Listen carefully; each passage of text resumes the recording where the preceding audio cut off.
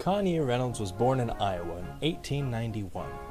He graduated from the University of Iowa and held a job for the Des Moines Register before returning to be an assistant professor in 1915.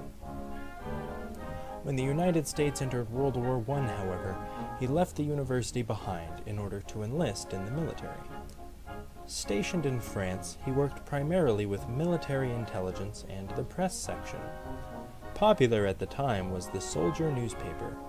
In essence, this was a publication for soldiers, by soldiers. These papers inspired a sense of unity and hopefulness among the American forces, as well as being an easy way to communicate vital information to the troops.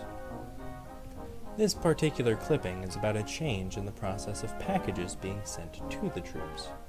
It reads, "Effective April 1st, no parcel post will be sent to parties identified with the American Expeditionary Forces, unless the articles offered for mailing have been requested in writing and the request has been approved by a superior officer."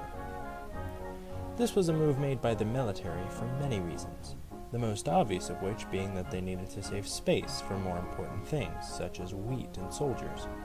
But the historical context here becomes a bit more nuanced.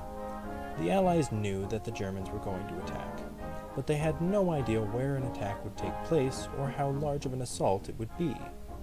In truth, this was Germany's final attempt to bring the war to an end, with 3 all-out offensive strikes in quick succession that are now known as the Spring Offensive.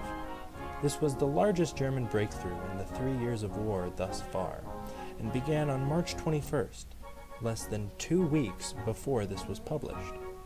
This puts this order right in the middle of Germany's most ambitious strikes during the war. The troops had lost more land than ever, thousands of them had been captured, and now they may not be getting mail from their families.